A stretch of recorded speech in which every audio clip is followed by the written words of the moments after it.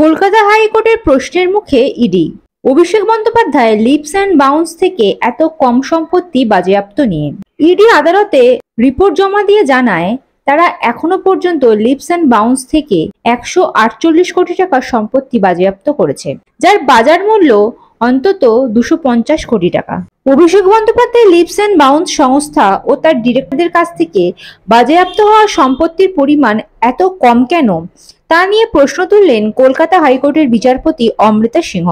ইডির আধিকারিকদের একাংশের ভূমিকা নিয়ে ক্ষোভ প্রকাশ করে বিচারপতির প্রশ্ন, এখনো পর্যন্ত যে টাকা বাজেয়াপ্ত হয়েছে তদন্তকারীরা তার উৎসে পৌঁছাতে পেরেছেন কিনা। প্রসঙ্গত, ইডি আগেই একটি বিবৃতিতে জানিয়েছিল, তৃণমূলের সর্বভারতীয় সাধারণ সম্পাদক অভিষেক বন্দ্যোপাধ্যায় লিপস অ্যান্ড বাউন্স সংস্থার সিইও। ইডি এও জানিয়েছিল, সংস্থার ডিরেক্টর পদের সঙ্গে যুক্ত রয়েছেন অভিষেক বন্দ্যোপাধ্যায়ের বাবা ও মা। অভিষেক বন্দ্যোপাধ্যায় নিজেও এই সংস্থাকে আমার সংস্থা বলে উল্লেখ করেছিলেন গত বছর। বুধবার প্রাথমিকে নিয়োগ দুর্নীতি মামলার শুনানি ছিল। সেই শুনানিতে ইডি আদালতের রিপোর্ট জমা দিয়ে জানায়, তারা এখনো পর্যন্ত লিপস অ্যান্ড বাউন্স থেকে 148 কোটি টাকার সম্পত্তি বাজেয়াপ্ত করেছে, বর্তমানে যার বাজার মূল্য অন্তত 250 কোটি টাকা। মঙ্গলবারই লিপস অ্যান্ড বাউন্স সংস্থার 13.5 কোটি টাকার বাজেয়াপ্ত করা হয়েছে। এরপরেই ইডির উদ্দেশ্যে বিচারপতি সিংহের প্রশ্ন, কোম্পানি আর কোম্পানির ডিরেক্টরদের সম্পত্তির পরিমাণ এত কম কেন। ইডি ও সিবিআই এর আইনজীবী ধীরাজ ত্রিবেদীর উদ্দেশ্যে বিচারপতি বলেন, আপনারা যে রিপোর্ট দিচ্ছেন তাতে মনে হচ্ছে এই সংস্থার নিজস্ব কোনো আয়ের উৎস নেই, টাকা অন্য কোথা থেকে এসেছে। কোথা থেকে ওই টাকা এসেছে তা কি আপনারা খুঁজে দেখেছেন?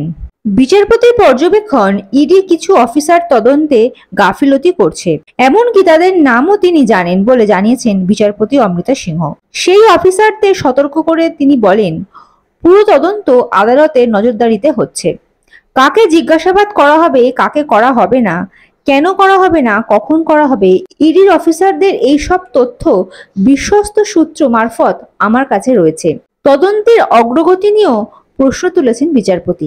ইডির উদ্দেশ্যে তিনি বলেন, তদন্ত যে গতিতে এগোচ্ছে তাতে কতদিনের মধ্যে তা শেষ হবে, কতদিনের মধ্যে চার্জ গঠন করা হবে, তা নিয়ে তিনি যথেষ্ট সন্দিহান। তদন্তে অগ্রগতি না হলে অভিযুক্তরা জামিনও পেয়ে যেতে পারেন বলে মন্তব্য করেন বিচারপতি সিংহ। এর প্রেক্ষিতে ইডির আইনজীবী আদালতে জানান, প্রাথমিকে নিয়োগ দুর্নীতি মামলায় সম্প্রতি জামিন পাওয়া মানিক ভট্টাচার্যকে জিজ্ঞাসাবাদ করা জরুরি তদন্তের স্বার্থে, কিন্তু তদন্তকারীরা তা করতে পারছেন না, কারণ বাধা হয়ে দাঁড়াচ্ছে সুপ্রিম কোর্টের রক্ষা কবচ। তার জন্যই মানিককে হেফাজতে নিয়ে জিজ্ঞাসাবাদ করা যাচ্ছে না। পাল্টা বিচারপতি সিংহ জানান, সুপ্রিম কোর্ট রক্ষা কবচ দিলেও মানিককে জিজ্ঞাসাবাদে কোনো বাধা নেই, তা তো করতেই পারেন তদন্তকারীরা, তা কেন করা হচ্ছে না সেই প্রশ্ন তুলেছেন তিনি।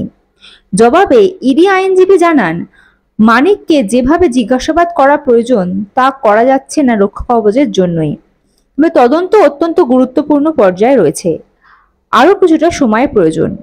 এরপর সিবিআই ও ইডিকে নতুন করে রিপোর্ট দেওয়ার নির্দেশ দিয়েছেন বিচারপতি সিংহ।